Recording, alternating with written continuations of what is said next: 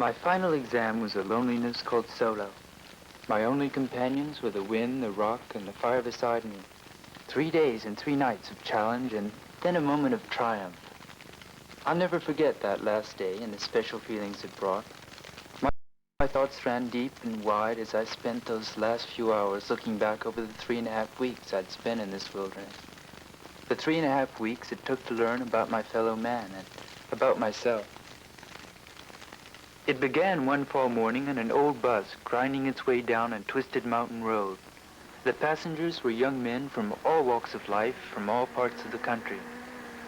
The winding dirt road led us deep into the mountains of western North Carolina and the Pisgah National Forest. A long way from home and an even longer way from the easy life we'd enjoyed days before.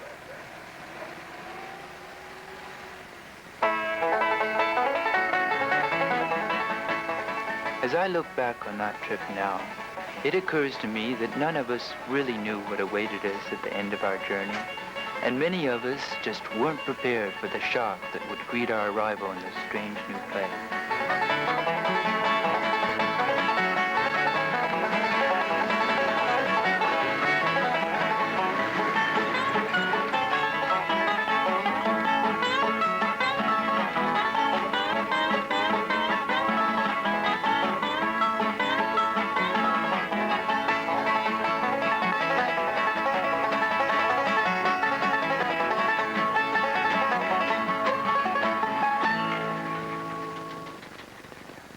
The ride ended suddenly, abruptly, in the middle of nowhere.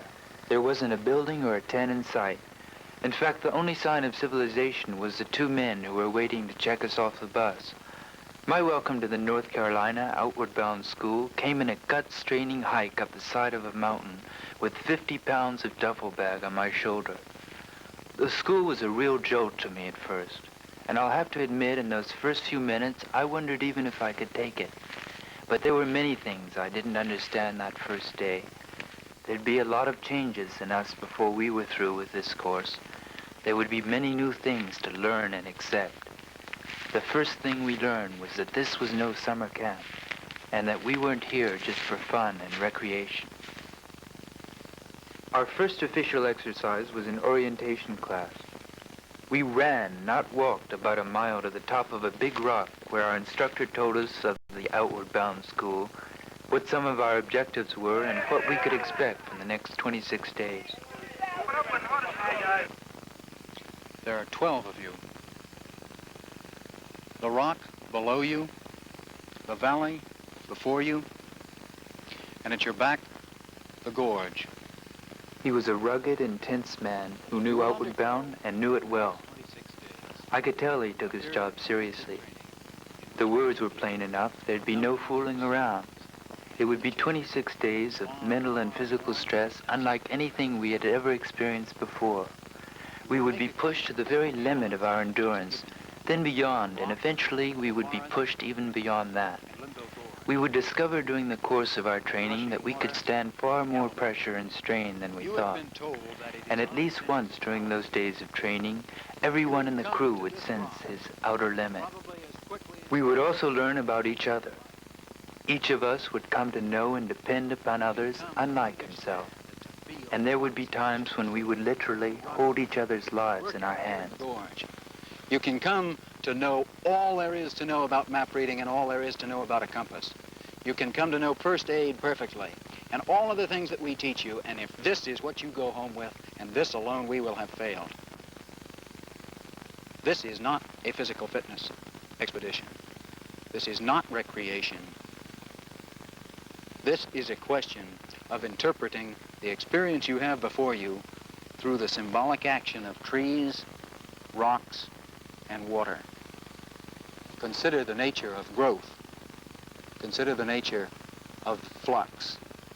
And consider the nature of the permanence and the steadiness that you find in this granite. At first, I wasn't too happy with the selection of our crew. Some of them I didn't like. Others seemed to have no common ground for friendship. It was a sort of melting pot of people. Some of the guys were from wealthy homes and some were not. A couple of them were several years older than I. A few were younger. Each of us was different from the others in some way. The training was exhausting at times, and there seemed to be a constant emphasis on teamwork. I began to experience situations where my own success in a particular exercise would depend on the performance of my crew members, and there were times when the rest of the crew had to depend on me. Gradually, during those first few days, the personality differences among the members of our crew, differences which at first had seemed so important and sometimes so annoying, began to fade away. We were beginning to think and work together as a team. We were also beginning to accept each other. We soon learned that each man in the group had to put out maximum effort for his team, and no one was expected to do less than his best.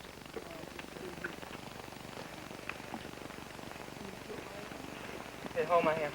Happy. You go all the way across. Hey, let's try to get 12 people across to get the bomb and do me a field. Every morning at 5 minutes to 6, we began the day by running a mile, then plunging into a shower of ice-cold mountain water. I didn't exactly look forward to this, but I can guarantee there was no one half asleep when it was time for breakfast, and no one was without an appetite. Hurry, Pop. Not away. Now give it rope. Hold the rope, Pop. No, it ain't rope, Pop. Hurry, give it a workout.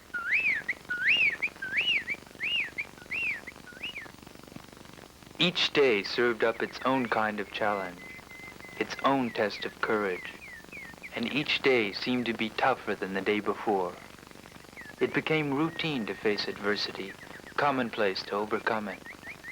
Sometimes the obstacles seemed beyond conquering, and sometimes one of us might have to dig deep to find the kind of courage that could drown out the screams of protest coming from a heart and mind afraid. These were the times when we looked over our shoulder and saw our old limit behind us.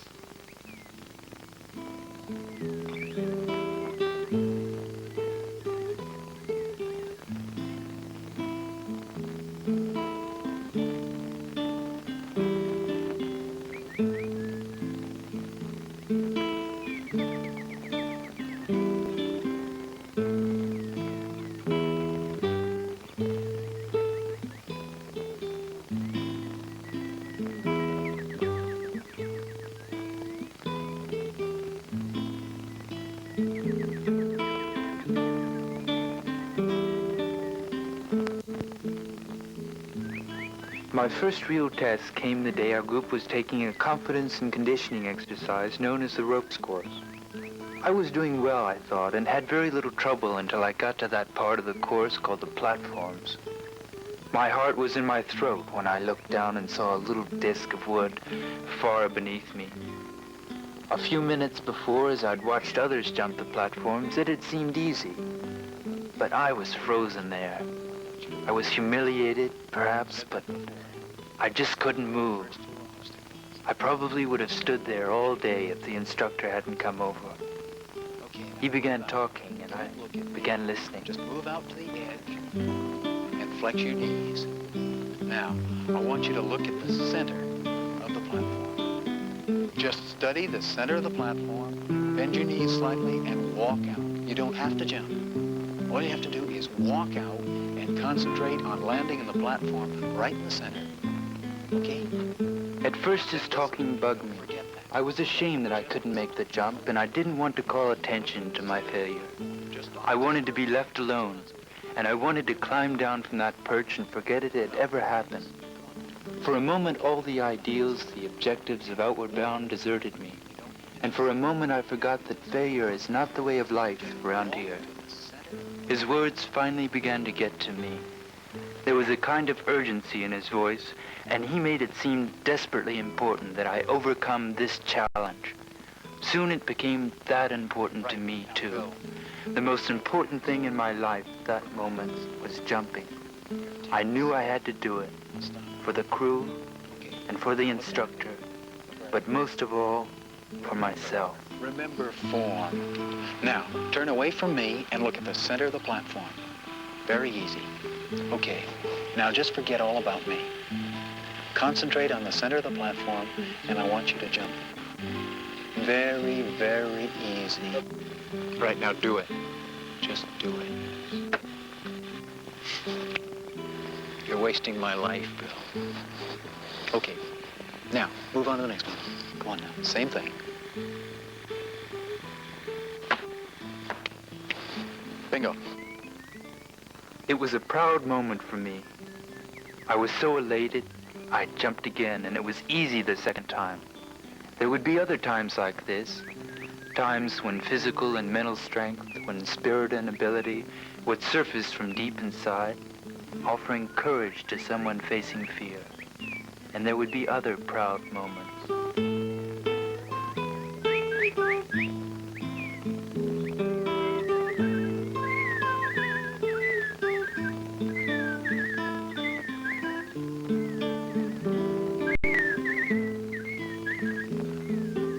In a way, it was lucky for me that training was so rough and so demanding of full concentration, because there was another thought trying to get my attention. It was solo, the last and most demanding test I would face. Fortunately, I had little time to get involved with the hang-ups of the future. It was all any of us could do to face and overcome the problems of the present. And the Burma Bridge is no place for daydreaming. This was a serious exercise, difficult enough without the added burden of thoughts premature and out of place. The bridge seemed fragile and shaky, as if one false step would make the whole thing collapse.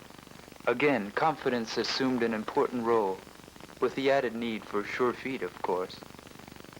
There's a safety rope to protect you from falling, but I soon forgot it was there and made the crossing as if my life depended on it. The zip wire can only be described as a spectacular, exhilarating experience. I felt 10 feet tall when it was over.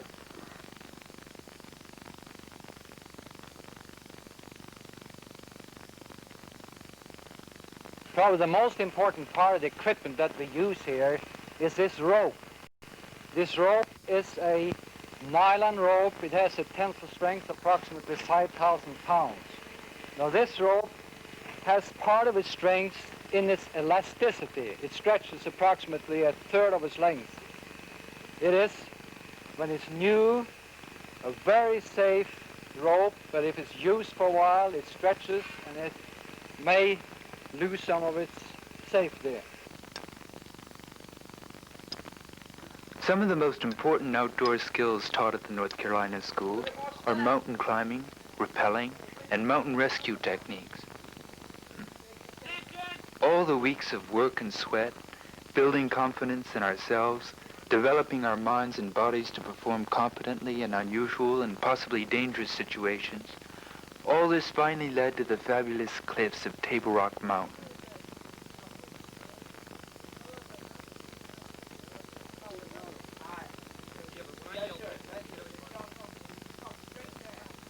We would be using these skills to match wits with an unrelenting nature and some of the most rugged territory in the country.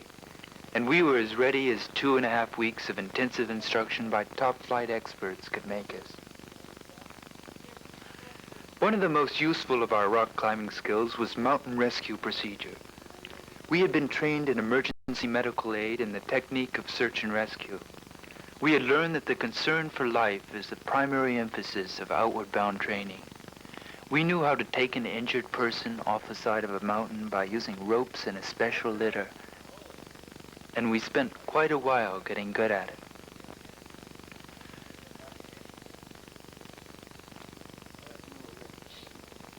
The awe-inspiring beauty of Table Rock conceals the rugged challenge which awaited us on its tall, sheer cliffs. We were well-trained, well-equipped, and confident, and we were assisted by experienced climbers who had traveled the earth conquering some of the great mountains. There was no goofing off, no horseplay of any kind. The job was taken seriously. It had to be. Our lives would depend on it. I understand now why we had worked so hard on teamwork and learning to depend on others. The boy above holding your safety rope might have been a stranger having nothing in common with you a few days ago. You might even have disliked him a few hours ago, but now he was your best friend.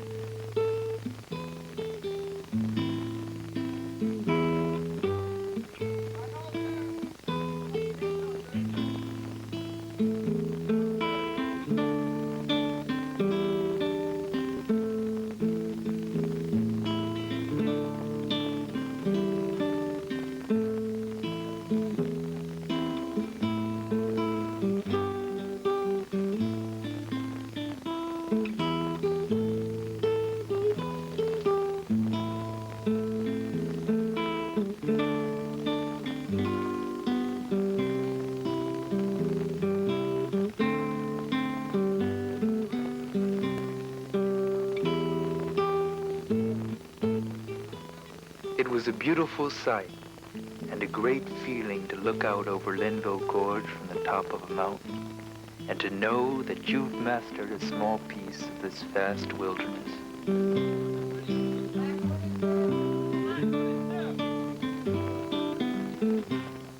This was again a time when success depended on confidence. Confidence in team, confidence in self, and faith in the slender rope attached to a life.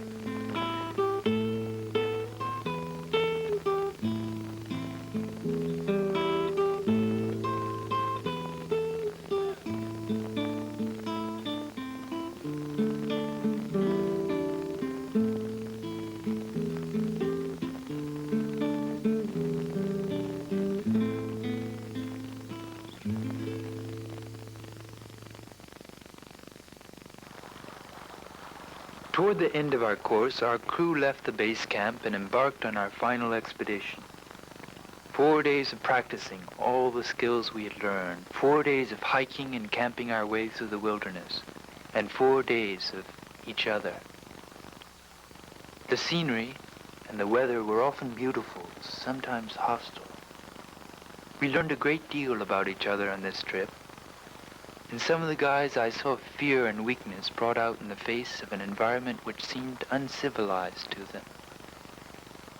In others, qualities of leadership, for years buried under a lack of need, sprang forth and became useful. Most impressive of all, though, was the sight of our crew, on its own, working together, sharing the responsibility of survival, and coexisting as men should. I think our expedition was a great success, and when we returned to the school, we knew each other very well.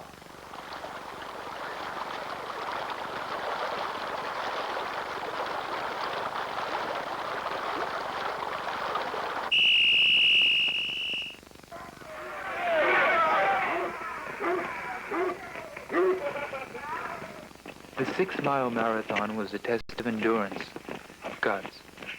A race against the clock and a contest of individuals, each one out to prove himself.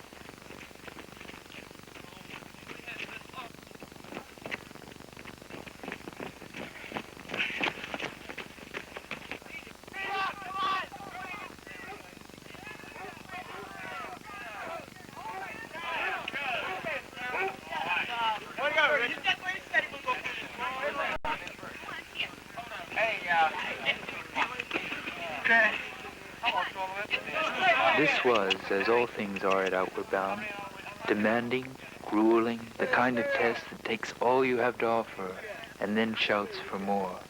And when the call comes, you give more.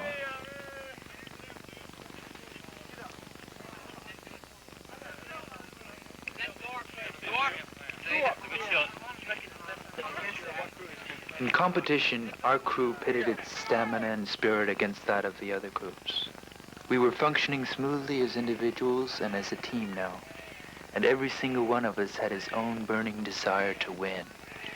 After 20 days of training that required daily success and accomplishment, no one was accustomed to losing. So spirit was high and the effort was fierce, and every man gave it all he had. My apprehension about Solo finally became too much. I had to talk to someone I respected. Lance was sympathetic to my problem and sensitive to my feelings. He had seen it before. We talked for a long time and about many things. His words were uncompromising, but reassuring, and I felt better about the lonely wait before me. He told me to listen carefully to his next morning's reading. The next day I waited anxiously for his words.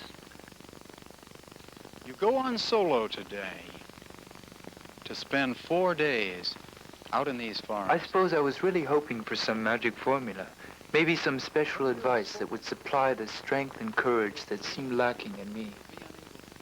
His talk was brief, to the point, and I began to get the message. I don't think I was really afraid of just the loneliness and the hunger. It went beyond that. Deep down, I think I was afraid of myself, of the 3 days and 3 nights I would have to sit alone with someone maybe I really didn't know. It was kind of like being haunted by your own ghost. But I knew it would still be my greatest test. There is no end of the road. There is only the soul of man, which names everything in keeping with its own bravery or cowardice. We have a moment of silence.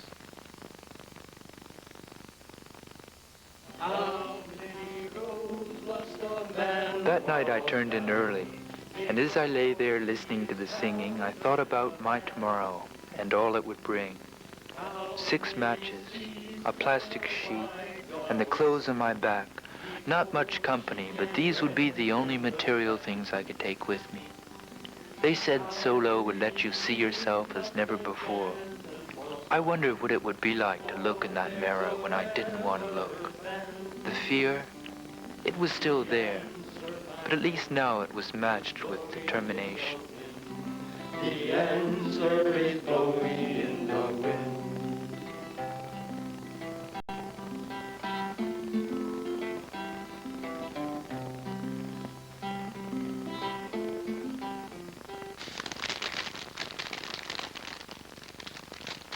Solo came to me in long, lonely days, and the time passed slowly. On that last day, the fire felt warmer, and for the first time since the ordeal began, I enjoyed its comfort. There had been the hours and days of hunger, the chill of cold night air made colder by the isolation. There had been plenty of time to think of food and of home, and it had become necessary to take that look at myself. The time for reassessment, the opportunity to put myself in perspective. It was not easy. It wasn't meant to be. Nothing at Outward Bound is meant to be easy, but it was necessary. And I know now there could have been no better way to climax those 26 days. I had learned much here, and I had changed. I felt older, stronger, more mature, and perhaps wiser. I had gained in confidence and self-respect. I was anxious to get on with my life. I spent many of those long hours thinking about the school and about my adventure in that beautiful mountain wilderness. Those 26 days were the roughest I had ever experienced, but in looking back on them now, they were also the greatest and the most rewarding days of my life. As I waited those last few hours on that rock, I felt a great pride. I felt the satisfaction of self-discovery, for I had won a great battle, a battle against myself. There was another feeling I had that day, a very special feeling, and a very personal one, the feeling of crossing the threshold of manhood. And that's what Outward Bound is all about.